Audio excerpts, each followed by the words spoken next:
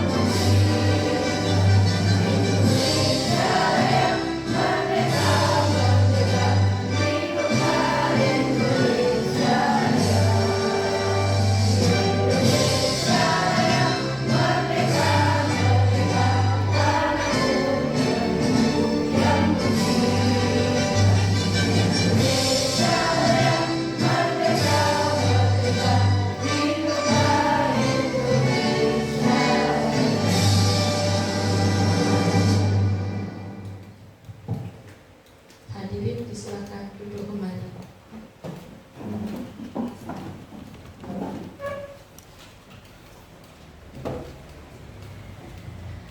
Melanjutkan acara yang ketiga, yaitu penyampaian desiminasi kepada Bu Uswatun selaku pemateri. Kami persilakan. Terima kasih atas waktu yang telah diberikan.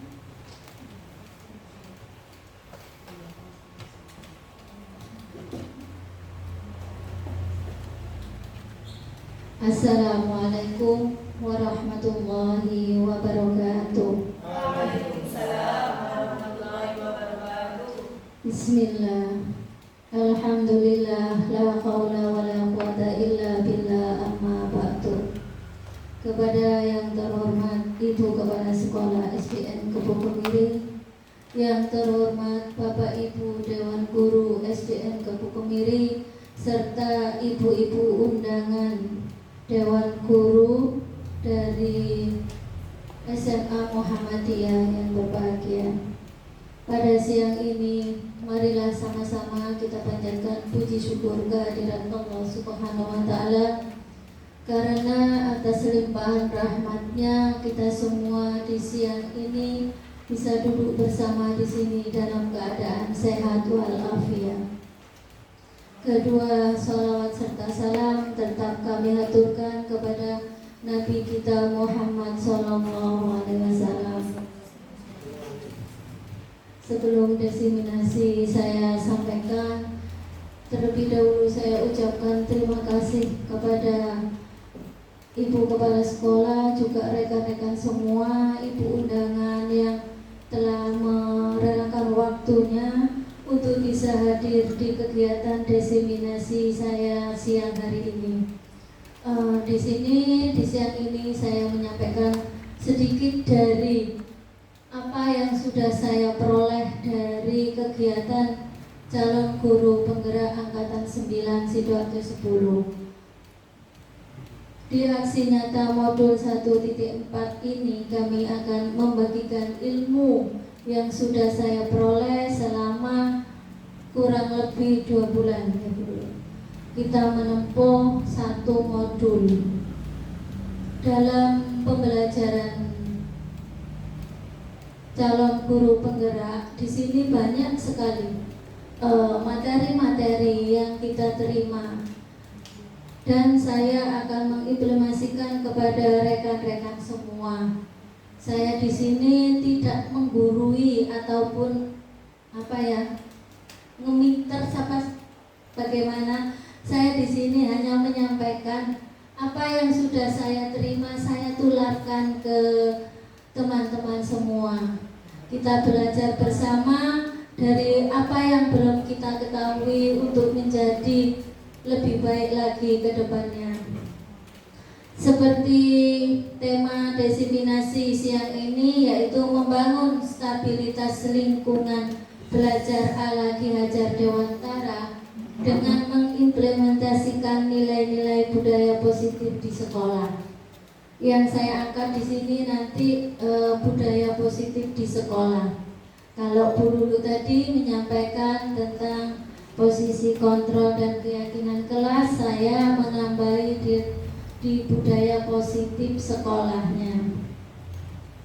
Kita semua tahu setiap hari kita sudah berkecimpung dengan anak-anak, tidak 1-2 hari atau 2 bulan, sudah bertahun-tahun, Ibu.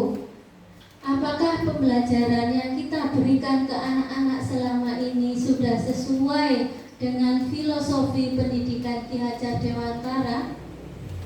Nah, di siang ini marilah sama-sama kita introspeksi diri kita. Kita mungkin sudah sering mendengar ya filosofi Ki Hajar Dewantara tentang pendidikan, yaitu semboyannya ing ngarsa sun tulodo, ing madya mangun karsa tutwuri handayani. Nah, itu sudah sering terngiang di telinga kita, tapi apakah makna yang tersirat di dalamnya sudah kita lakukan dengan baik? Barangkali dari Bapak Ibu ada yang tahu apa sih makna dari semboyan Ki Hajar Dewantara tadi?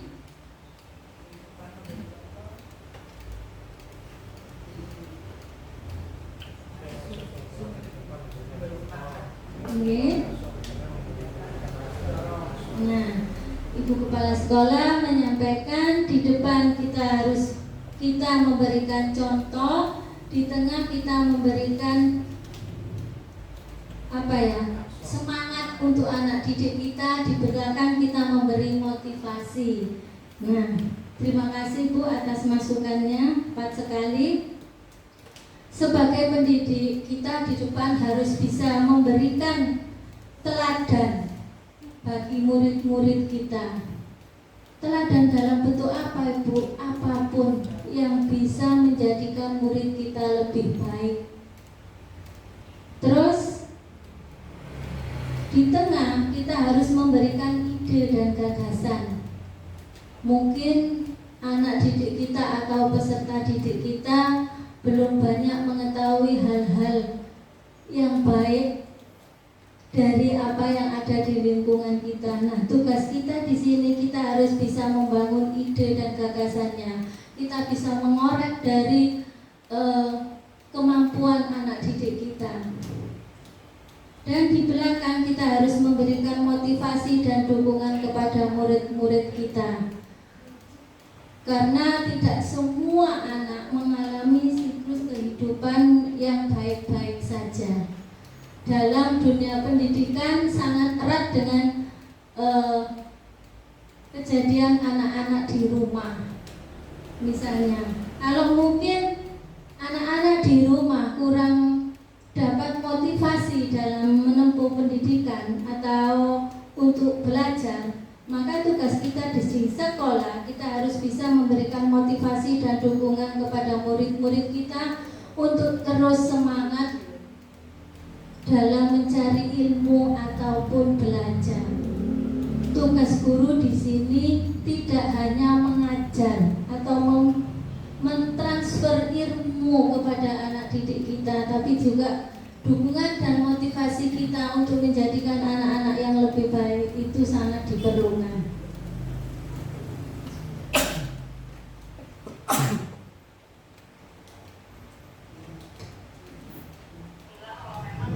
Yang pertama, guru adalah aktor utama pembentukan karakter bangsa.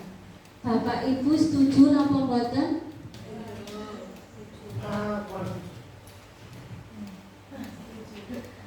Setuju Bu?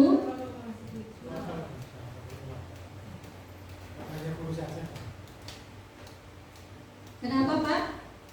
Mungkin guru salah satu faktor utama kita menentukan karakter bangsa ya. Tapi Iya. kalau tidak hanya masyarakat dan juga ya, Bukan satu-satunya tetapi salah satu. Salah satunya pembentukan karakter bangsa. Dan di sini guru menjadi aktor utama dalam pembentukan karakter. Yang pertama, pembentukan karakter peserta didik. Karena kita di sini sebagai guru, kita berkecimpung dengan peserta didik. Bagaimana cara kita membentuk karakter peserta didik? Dari Bapak Ibu mungkin sudah terbiasa melakukan. Nah, terima kasih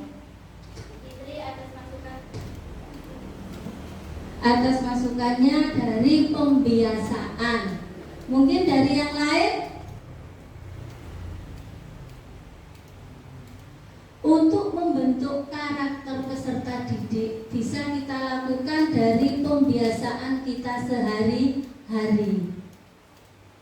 Misalnya dari Bu Fitri selaku guru agama, kita sudah berusaha menanamkan pembiasaan anak-anak di bidang ilmu keagamaan ya Bu. Kita mulai dari hal kecil, yaitu membiasakan mengucap salam.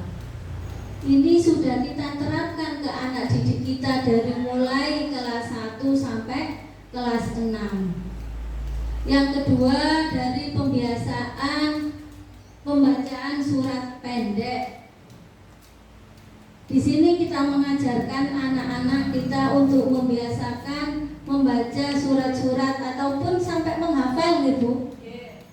Sampai menghafal, sampai tahfidz katanya. Terus dari kesopanan mungkin karakter apa yang sudah Bapak Ibu tanamkan ke anak didik kita?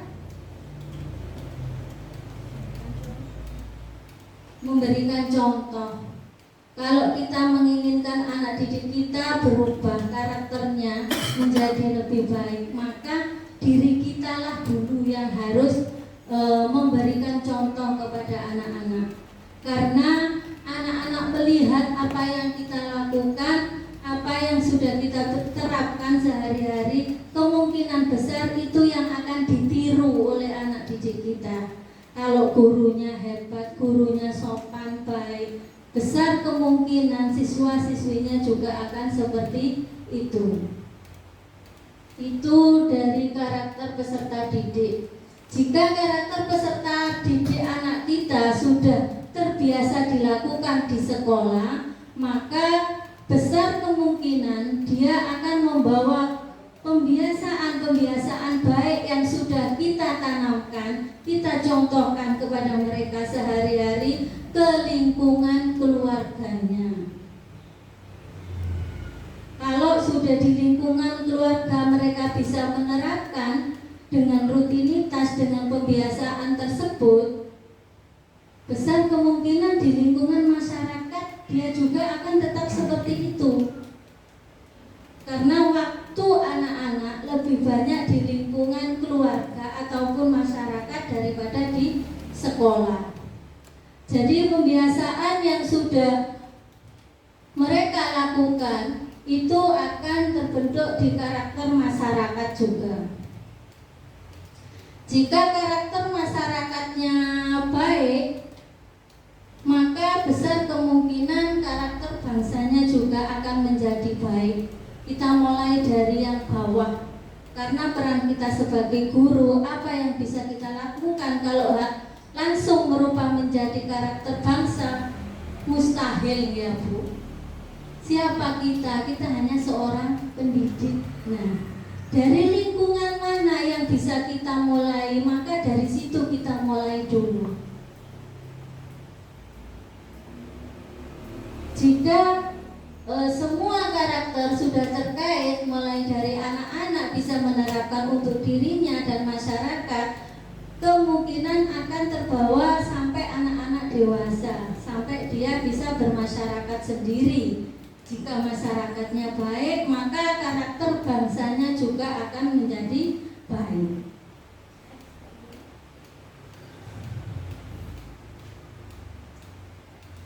Filosofi pendidikan Ki Hajar Dewantara. Tadi sedikit sudah saya singgung tentang filosofi pendidikan Ki Hajar Dewantara. Pendidikan pada hakikatnya menuntun murid untuk menebalkan lakunya sesuai dengan kodrat yang dimiliki. Di sini tugas kita sebagai pendidik adalah menuntun, bukan menuntut. Saya sendiri selama ini, apa yang sudah saya lakukan di sekolah selama mengajar itu kebanyakan menuntut daripada menuntun. Karena apa? Karena kita dikejar dengan target materi. Jadi kita menuntut anak-anak untuk bisa menyelesaikan materi ini itu sampai selesai. Tapi kita lupa tugas kita utama adalah menuntun murid sesuai dengan lakunya, dengan kodrat yang dimiliki, yaitu kodrat alam dan kodrat zaman. Bagaimana caranya? Kita menerapkan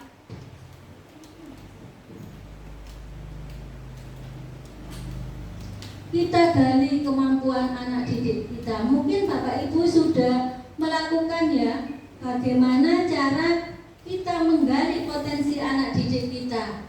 Apa saja Bu yang sudah dilakukan selama ini? Di awal pembelajaran, mungkin Bapak Ibu sudah melakukannya untuk menggali potensi atau mengetahui kemampuan sejauh mana kemampuan anak didik saya ini. Apa yang Bapak Ibu lakukan? Ya, terima kasih Bu Cica. Tes diagnostis. Nah, di sini kita akan mengetahui anak didik kita ini kemampuannya apa. Jadi kita tidak bisa memaksakan, oh si A ini gak bisa dalam bidang matematika atau numerik. Belum tentu dia tidak unggul di bidang yang lain. Mungkin dari segi seninya atau dari bahasa, kita tidak tahu. Nah, maka apa yang sudah Bapak Ibu lakukan tadi dengan melakukan tes diagnosis, kita dapat mengetahui, oh anak ini cenderung berprestasi di bidang matematika, anak ini cenderung di bidang agama, ini di seni. Nah, dari potensi anak didik kita itu kita dapat mengasah mereka sesuai dengan potensinya masing-masing. Kita tidak memaksakan, oh kamu tidak bisa matematika, harus bisa target nilai sekian. Selama ini mungkin yang kita lakukan seperti itu ya Bu. Kita menyamakan kemampuan anak-anak kita tanpa menggali dulu potensi yang mereka miliki atau mereka mampu.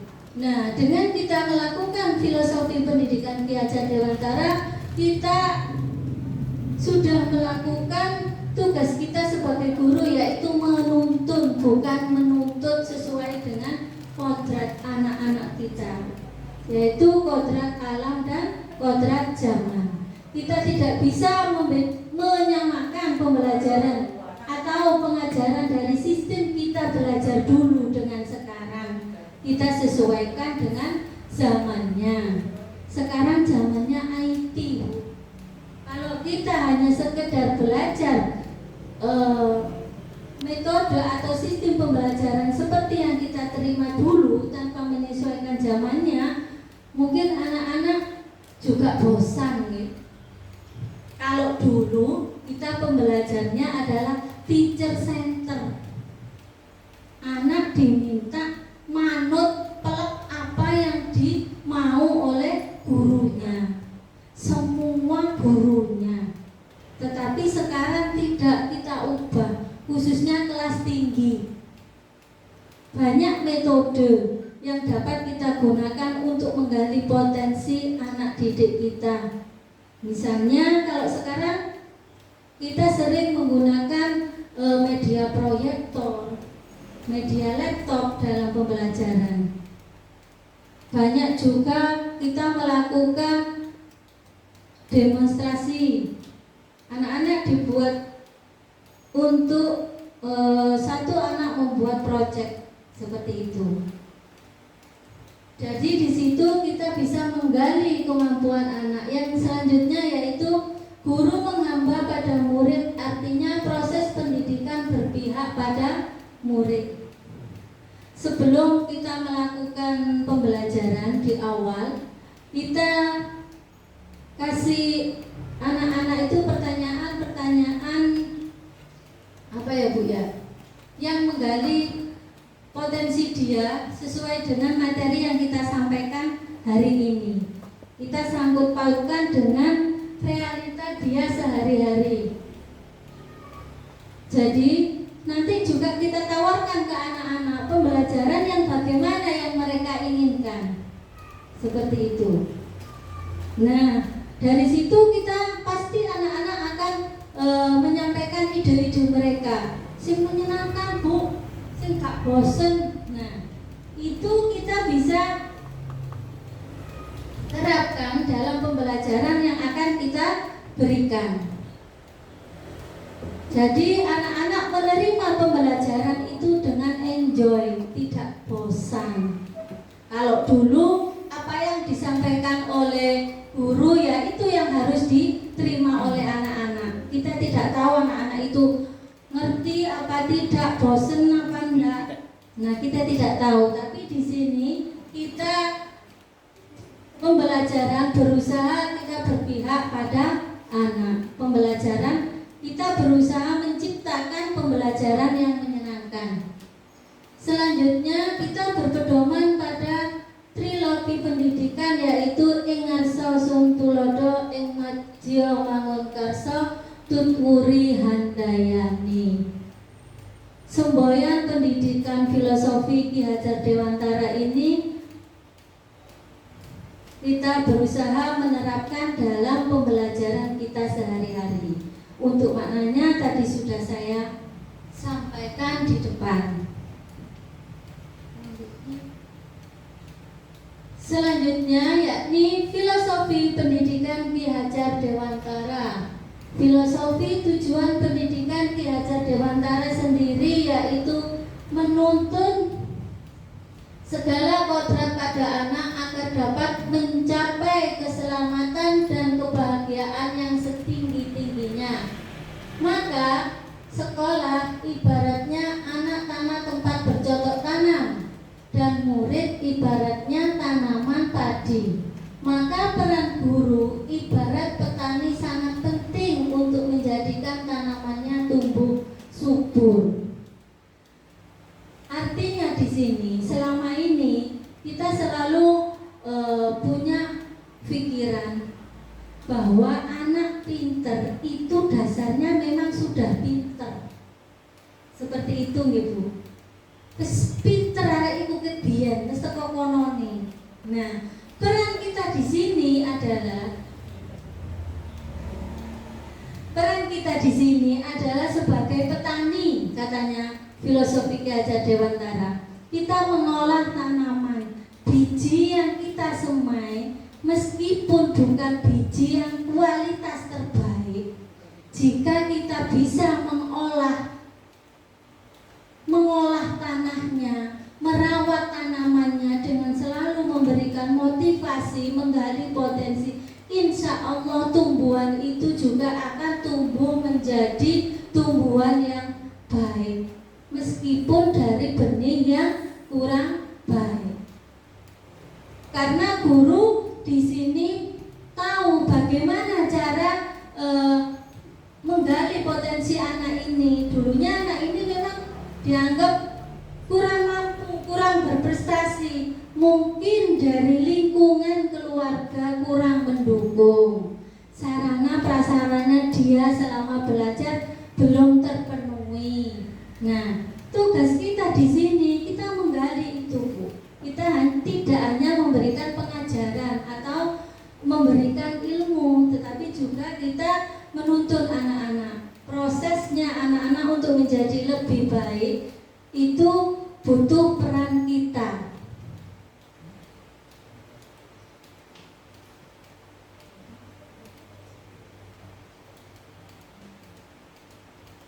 Nah, di sini saya punya beberapa kata atau kalimat peserta didik yang aku harapkan adalah yang bagaimana. Mungkin dari Bapak Ibu ada yang mau membantu memberikan masukan. Peserta didik yang aku harapkan adalah yang seperti ini. Karena kita memiliki pemikiran dan pemahaman yang berbeda-beda. Yang bagaimana Bu ya? Jenengan inginkan dari peserta didiknya? Apakah yang manut? Apakah yang berprestasi? Atau yang bagaimana?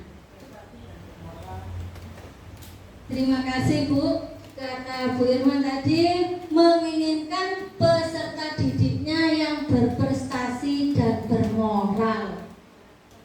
Bagaimana yang lain? Ada yang mau menambahkan? Berkarakter, juga berprestasi. Yang lain?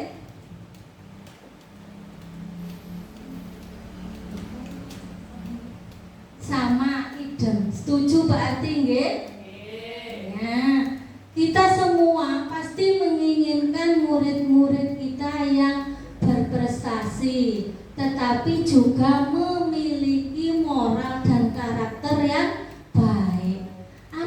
artinya prestasi tinggi tanpa memiliki budi pekerti atau moral yang baik. Jadi itu semua harapan kita ke depan. Untuk selanjutnya, aku ingin menjadi guru yang bagaimana? Bapak Ibu sudah mengajar mungkin belasan tahun, bahkan puluhan tahun.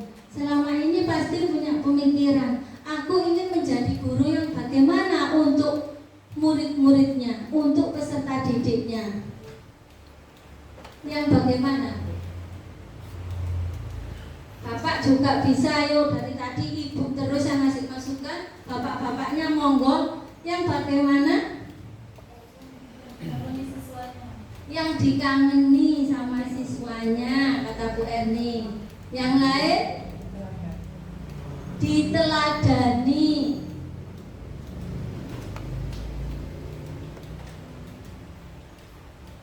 Yang bagaimana Bu, ada lagi? Yang baik. Nah,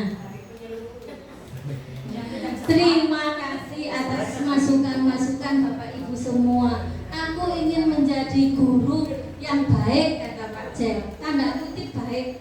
Baik ini baik apanya Pak Jai? Nah, arti baik itu kan sangat luas, nggih. Nah, baik mungkin dari perilakunya, dari penyampaian ke anak-anaknya, gitu nggih. Dari cara mendampingi peserta didiknya dalam pembelajaran. Yang seperti Bu Erni sampaikan tadi, aku ingin menjadi guru yang selalu dirindukan. Dirindukan dalam tanda arti dirindukan anak-anak didiknya, peserta didiknya. Jika Bu Erni tidak masuk, anak-anak itu selalu tanya, Bu Erni kemana ya kok tidak masuk? Selalu dicari, dikangeni sama anak-anaknya. Karena apa? Di sini kita harus bisa juga merangkul anak didik kita. Okay? Kita juga harus bisa jadi teladan, juga kita harus bisa jadi teman. Seperti yang sudah disampaikan Bu Lulu tadi, 5 posisi kontrol sebagai guru. Nah, selanjutnya pertanyaannya yaitu sekolah impian masa depan yang seperti apa yang Anda inginkan? Kalau tadi dari pribadi kita yang kita gali, dari pribadi siswa yang kita harapkan seperti apa? Sekarang sekolahnya, karena kita setiap hari berkecimpung di sekolah, seperti yang sudah disampaikan Bu Lulu bahwa sekolah adalah rumah kedua kita. Nah, di sini saya mencoba menggali dari Bapak Ibu semua sekolah impian masa depan yang seperti apa yang diinginkan. Yang kita inginkan ke depan itu yang bagaimana sih Bu sekolah kita ini? Kata bijinya tadi ber-AC Bu. Nanti itu bisa disampaikan ke Ibu Kepala Sekolah. Mungkin dari Bapak Ibu yang lain. Oke. Nanti kita masukkan dari Bu Cica menginginkan sekolahnya ber-AC karena cuaca panas, anak-anak gerah Bu. Awan didik tidak fokus dengan pembelajarannya. Subuh kipasnya kurang. Idenya minta kelasnya diberi AC. Nanti itu berhubungan dengan bendahara sekolah nih, sama Ibu Kepala Sekolah. Monggo Bu Cica berkoordinasi. Yang lain? Yang nyaman dan banyak fasilitas. Yang nyaman dan banyak fasilitas. Bu Fitri menginginkan sekolah kita memiliki fasilitas yang lengkap. Salah satunya yang sudah disampaikan Bu Cica tadi mungkin ya, dari kelas kita dulu, yaitu kelas yang nyaman. Bagaimana kelas yang nyaman? Diberi AC katanya. Yang lain? Kualitas semua aspek.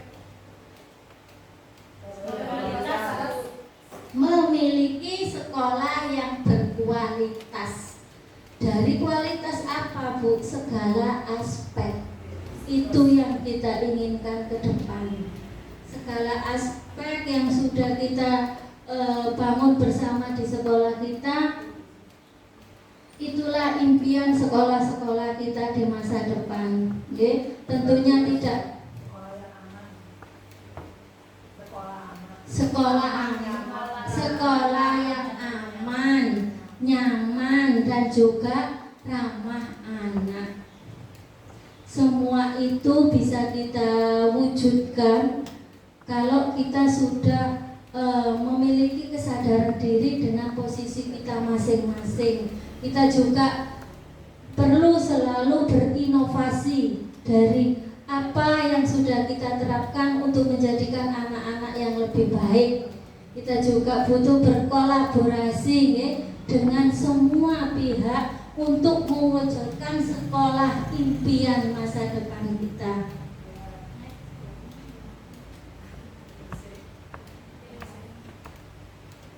Selanjutnya yakni karakter profil pelajar Pancasila. Nah, ini yang sudah kita terapkan pada anak-anak kita sehari-hari, yaitu karakter profil pelajar Pancasila. Apakah Bapak Ibu sudah menerapkan ini ke anak-anaknya setiap waktu? Sudah katanya.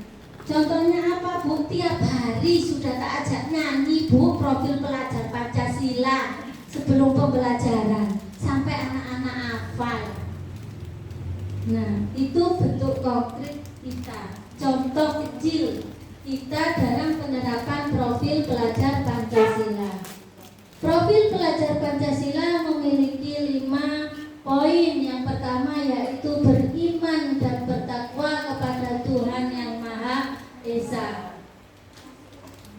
Insya Allah sekolah kita sudah menerapkan poin ini, beriman dan bertakwa kepada Tuhan Yang Maha Esa.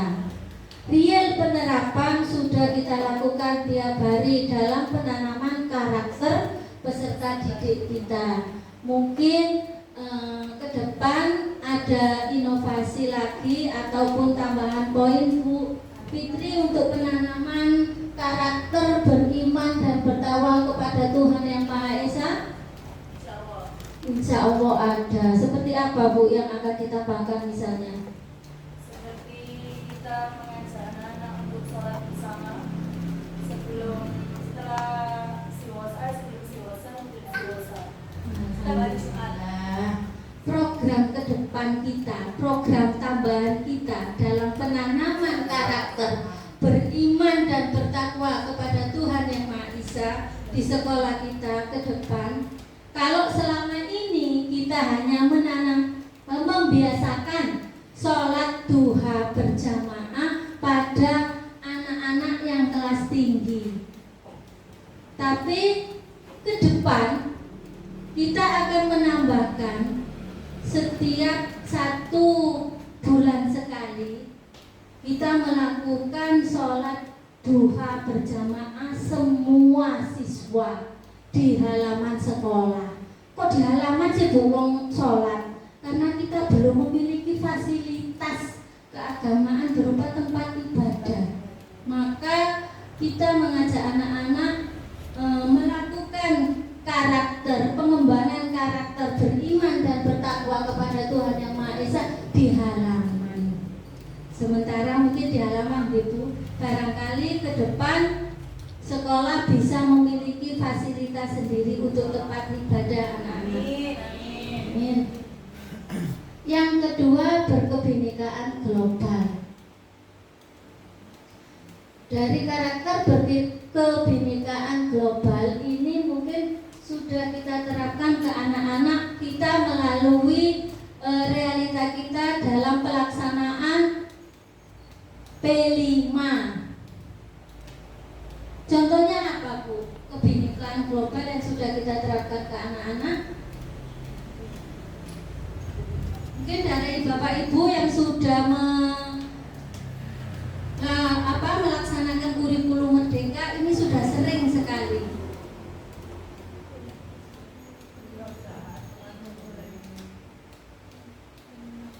Pentas seni tari. Nah, yang sudah kita lakukan dari kegiatan P5, dari poin kependidikan global, kita sudah melakukan pentas seni atau karya seni anak-anak. Di situ anak-anak sudah menampilkan kreasi seni daerah dari daerah mana saja. Oke. Yang kedua, gotong royong. Nah, pada karakter gotong royong ini sudah sering kita lakukan ke anak-anak. Contoh kecilnya kita melakukan kegiatan Jumat bersih.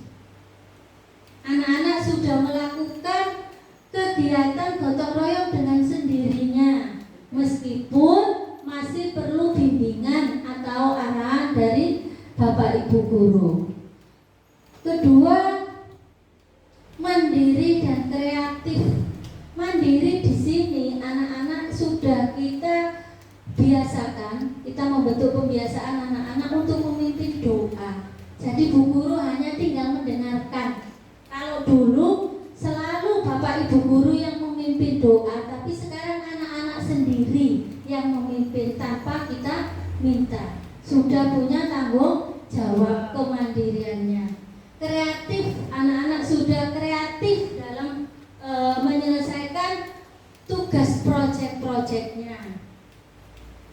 Yang terakhir, bernalar kritis. Ini biasa kita lakukan dalam diskusi, baik diskusi pembelajaran maupun diskusi tentang permasalahan yang terjadi pada anak-anak. Next.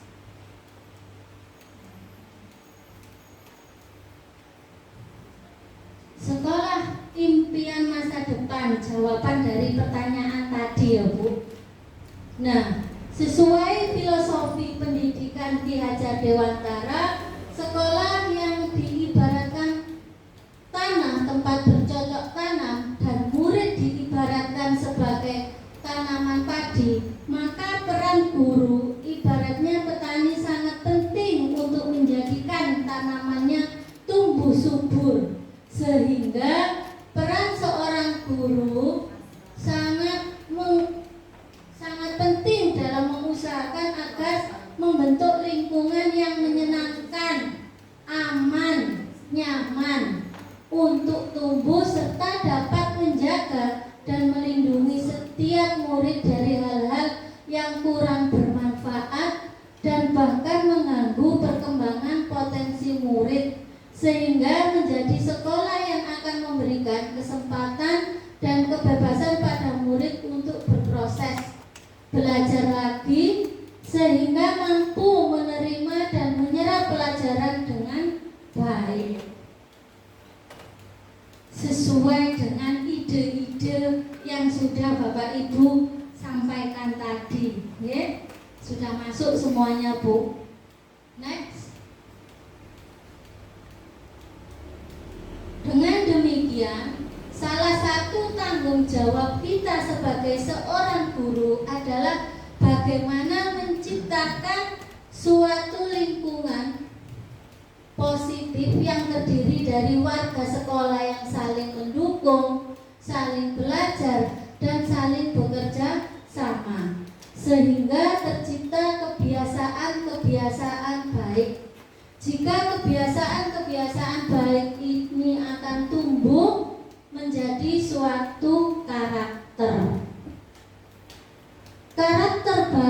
Karakter yang baik di sekolah maupun di rumah itu akan menjadi kebiasaan-kebiasaan yang baik, sehingga membentuk suatu budaya positif.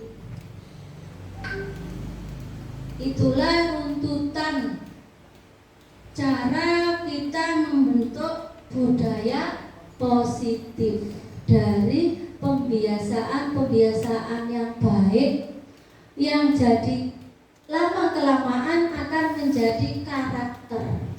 Jika karakter itu terus terbentuk, maka akan jadi budaya positif. Setuju nggak Bapak Ibu? Next. Budaya positif di sekolah. Budaya adalah suatu gaya hidup yang berkembang dalam suatu kelompok atau di masyarakat dan diwariskan secara turun-temurun dari generasi ke generasi berikutnya. Budaya positif di sekolah ialah nilai-nilai, keyakinan-keyakinan dan pembiasaan-pembiasaan di sekolah yang berpihak pada murid agar murid dapat berkembang menjadi pribadi yang kritis, penuh hormat dan tanggung jawab. Itu budaya positif yang kita kembangkan atau kita bentuk ke peserta didik kita.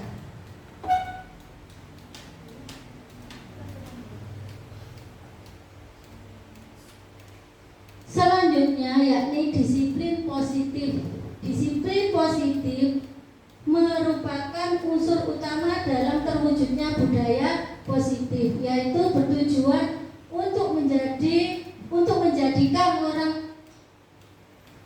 mereka yang diinginkan, seperti menghargai dirinya sendiri atau menanamkan motivasi kepada murid-murid kita, yaitu untuk menjadi orang yang dapat dipercaya. Ketika murid-murid kita memiliki motivasi tersebut, tentunya mereka akan termotivasi sendiri untuk berbuat kebaikan.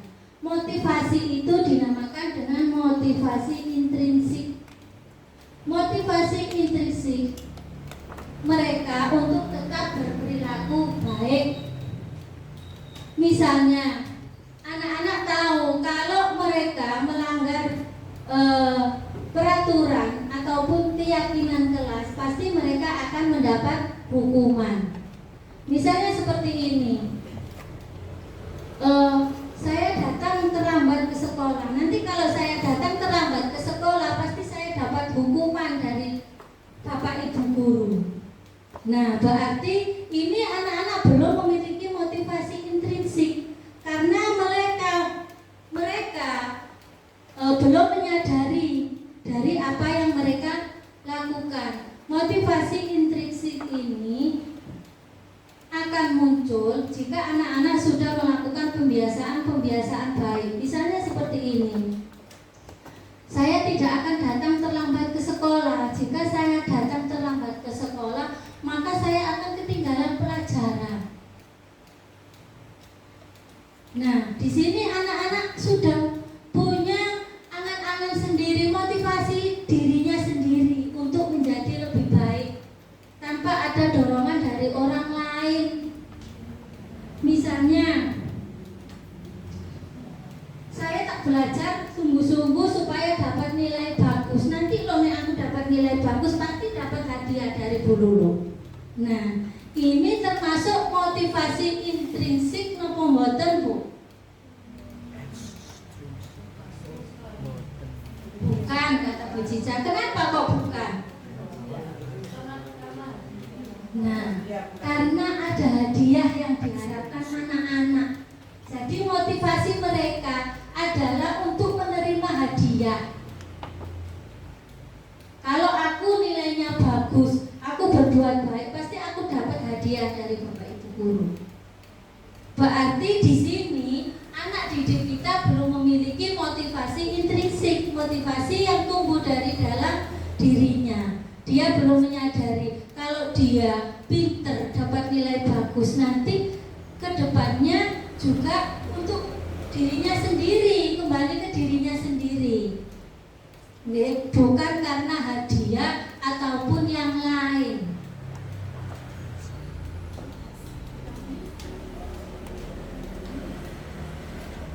Nilai-nilai kebajikan universal.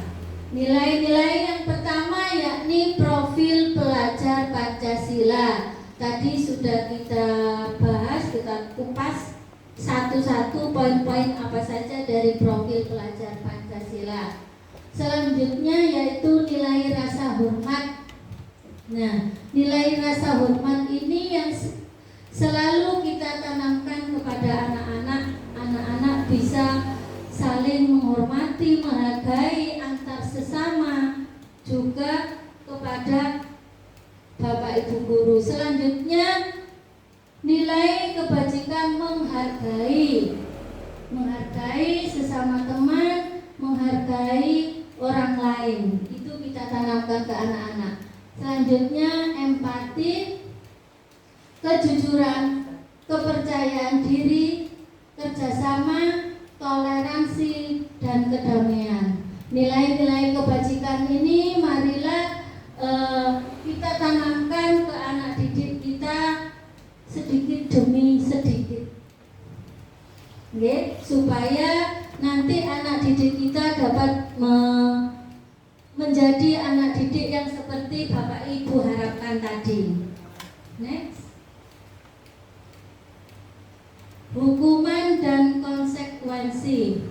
Dalam menjalankan peraturan atau keyakinan kelas tadi yang sudah Bapak Ibu dengarkan dari paparan Bu Lulu, itu yaitu bila ada suatu pelanggaran yang telah terjadi, maka kita perlu meninjau ulang tindakan penegakan peraturan atau keyakinan kelas yang sudah kita buat. Tindakan tersebut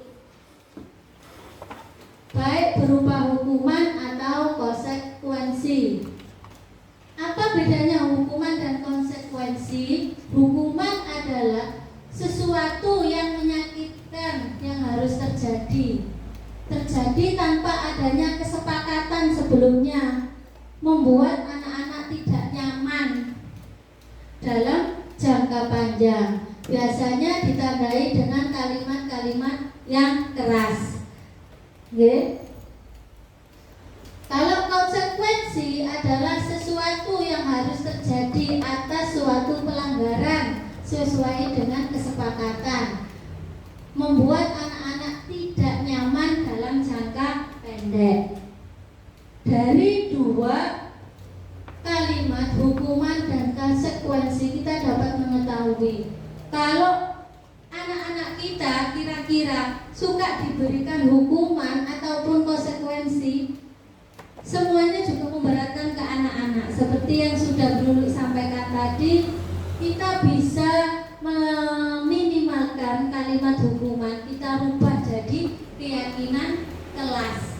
Kalau hukuman itu seperti kata-kata apa ya Bu ya, menakuti ke anak-anak. Kita rubah kalimatnya menjadi yang lebih lentur mungkin ya ke anak-anak, yaitu kita buat keyakinan atau kesepakatan kelas. Oke. Next. Restitusi, cara menanamkan disiplin positif pada murid. Nah, bagaimana cara penerapan segitiga restitusi pada murid? Yaitu melalui pendekatan restitusi ketika murid berbuat salah. Guru menanggapi dengan mengajak murid berefleksi tentang apa yang mereka lakukan untuk memperbaiki kesalahan mereka, sehingga mereka menjadi pribadi yang lebih baik dan menghargai dirinya. Perbedaan restitusi dengan program segitiga restitusi. Dalam penerapan segitiga restitusi ada tahap-tahapan. Tahapan yang pertama yaitu menstabilkan identitas. Di sini tujuannya yaitu mengubah identitas anak dari orang yang gagal karena melakukan suatu kesalahan menjadi orang yang sukses, yaitu membantu anak untuk tenang dan kembali ke dalam suasana hati di mana proses belajar dan penyelesaiannya dapat dilakukan. Langkah segitiga restitusi yang kedua yaitu validasi tindakan yang salah. Di sini kita lakukan tujuannya yaitu kita menggali dari kesalahan anak-anak tersebut. Oke. Jadi kalau selama ini kita menyelesaikan permasalahan yang terjadi pada anak-anak mungkin secara langsung. Tapi kalau sekarang kita sudah punya ilmunya, kita bisa menggunakan segitiga restitusi dalam penyelesaian masalah anak-anak tersebut. Ada tahap-tahapannya, Bu. Di sini nanti anak-anak, kalau kita penyelesaiannya sudah kita lakukan melalui tahap-tahapannya, anak-anak itu akan merasa menyadari dari kesalahannya itu. Tanpa kita minta, kita hanya mengingatkan selanjutnya, misalnya ada si A melakukan kesalahan. Nah, kita lakukan, kita tanyain dulu mengapa dia melakukan seperti itu, mengapa sampai terjadi seperti itu, seperti yang sudah kita buat video kemarin ya Bu Lulu ya. Dalam penyelesaian permasalahan pembelajaran maupun masalah anak-anak sehari-hari, kalau kita lakukan dengan penyelesaian segitiga restitusi, insya Allah di endingnya anak-anak itu menyadari sendiri kesalahannya dan dia punya pikiran, oh setelah ini saya tidak akan mengulangi perbuatan ini lagi karena perbuatan saya ini dapat merugikan orang lain, misalnya seperti itu. Oke? Next. Nah, ini sesi terakhir. Keyakinan kelas atau keyakinan sekolah, apa saja yang menurut Bapak Ibu dapat menumbuhkan kesadaran intrinsik warga sekolah sehingga dapat menjadi budaya positif di sekolah kita. Ada beberapa poin di sini yang kemarin saya tuliskan, mungkin nanti Bapak Ibu bisa menambahi poin-poinnya. Ini ada pilihannya saat datang ke sekolah, suasana bagaimana anak-anak datang ke sekolah. Yang kedua, mengikuti KBM, kegiatan belajar mengajar. Yang ketiga, budaya 5S, senyum, salam, sapa, sopan, dan santun. Yang keempat, upacara bendera. Yang kelima, seragam dan atribut sekolah. Di sini maksudnya seragam dan atribut sekolah itu apakah anak-anak kita sudah melakukan atau berperilaku menggunakan sesuai dengan peraturan sekolah untuk seragamnya. Yang keenam, kepedulian terhadap lingkungan sekolah, misalnya peduli terhadap kebersihan, keindahan kelas dan sekitarnya. Yang ketujuh, kegiatan keagamaan, misalnya sholat duha, sholat zuhur berjamaah dan yang lain. Ini pembiasaan yang sudah kita lakukan. Mungkin dari Bapak Ibu bisa memilah dan memilih yang mana yang perlu ditambahi ataupun dikurangi, yang mana Bu kira-kira? Ini pembiasaan yang sudah kita lakukan sehari-hari untuk membentuk karakter anak-anak sehingga bisa menjadi budaya positif di sekolah kita. Apa Bu? Sudah ngantuk nggih semuanya? Jam rawan. Jam rawan ini. Apa Bu kira-kira yang perlu ditambahi atau dikurangi? Mungkin oh ini tidak cocok Bu, dikurangi saja. Nah, atau ini belum sesuai, ditambahin apa? Itu monggo. Ini sih yang kurang di anak-anak itu budaya tata krama budaya. Nah, Itu yang kurang perlu dijadikan budaya baik di bisa salam sapa saling 5S Bu. 6S Salim. 6S 6S berarti ya. 6S saling 6S. Kita tambahi 1 poin salim. Nah, oke. Bu Erni tadi memberikan masukan penanaman budi pekerti, ya tata krama. tata krama ke anak-anak. Karena anak-anak kita lihat budi pekerti atau tata keramanya sangat menurun, tidak sama seperti anak-anak atau murid-murid zaman dulu. Nah, itu yang perlu kita tumbuhkan ke anak-anak, kita contohkan juga ke anak-anak supaya bisa menjadi budaya positif. Yang lain, Bu?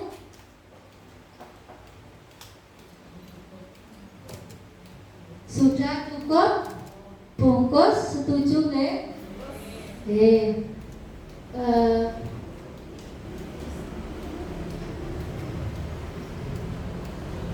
Baiklah, kalau sudah cukup, sebelum saya tutup di sini,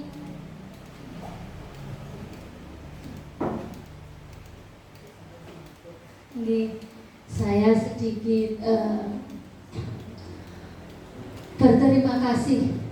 Saya sangat-sangat berterima kasih kepada Bapak Ibu semua yang sudah hadir di diseminasi kami berdua dalam rangka kita melakukan aksi nyata modul 1.4. Ke depan perjalanan kami pada sekolah guru penggerak masih panjang.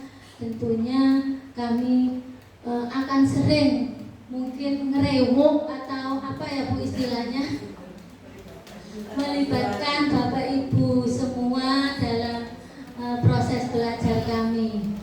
Mohon dukungan, kerjasama juga dari Bapak Ibu semua. Ikhlas nggih Bapak Ibu? Alhamdulillah, ikhlas Bu Lulu. Terima kasih, saya akhiri. Ihdinas siratal mustaqim. Wassalamualaikum warahmatullahi wabarakatuh. Kasih tepuk tangan dulu Bapak Ibu. Terima kasih Bu atas penyampaiannya. Ini bisa saya berikan 2 titik poin nggih. Yang pertama tadi terkait tentang kebijakan universal yang berkaitan dengan filosofi KHD Ki Hajar Dewantara. Kemudian pembahasan yang terakhir tadi tentang segitiga restitusi, ya, ini berhubungan dengan tadi pembahasan saya yang pertama. Kemudian yang terakhir ini yang penting Bapak dan Ibu tadi, 5 kebutuhan dasar manusia. Jadi 5 kebutuhan dasar manusia itu saling terikat, tidak bisa dipecah-pecah, ya. Jadi untuk mencapai laku manusia yang baik dan seharusnya itu dari 5 kebutuhan dasar ini terpenuhi. Jadi yang kurang yang mana dalam diri kita bisa mencarinya dan memperbaikinya. Seperti itu. Ini karena waktunya sudah cukup 1 pertanyaan saja nih dari panjenengan. Boleh pertanyaan, boleh saran, tanggapan. Monggo saya persilakan. Mungkin 1 tanggapan, 1 saran atau 1 pertanyaan mawon untuk Bu Sugeng karena penjelasannya sudah cukup. Monggo. Dari Ibu, Mbak, monggo Mbak. Ngantuk Mbak ini. Sudah ngantuk. Ya Pak, mboten Bapak Ibu sarannya ada? Dari materi-materi yang Dari materi ya Pak? materi apa namanya? Ini khususnya yang di materi hari ini yang kedua ini. Monggo. Komentari boleh. Boleh apapun itu silakan. Monggo, dikritik dalam bentuk apapun boleh, monggo. Nanti ini untuk perbaikan kita yang kedepannya lagi. Monggo, 1, monggo, silakan. Aceh, monggo. Mungkin di sebenarnya ini bisa tidak hanya perusahaan, mungkin paling bisa Oh, oke. Terima kasih sarannya Pak Cek. karena kan tapi kan kita membahas masalah ya seorang itu tapi kan aktor utama, salah satu aktor utama ini. Karena pendidikan yang berkelanjutan itu kita murid-murid itu kita persiapkan untuk di masyarakat. Oke. Terus Pak Cek. Masyarakat. Terima kasih banyak Pak Cek atas masukannya. Untuk kedepannya nanti jika berhubungan dengan kegiatan diseminasi, ketika nanti ada materi yang kami dapat yang baru kita kembangkan lagi ke wali murid karena memang pada dasarnya semua stakeholder ya di sekolah ini harus terlibat. Jadi tidak hanya dari satu sisi guru saja, tetapi dari wali murid itu memang peran utama. Ibarat sandal itu dua tangan gitu dari itu. Terima kasih. Terus terkait tadi bukan aktor utama ya, tapi hanya salah satu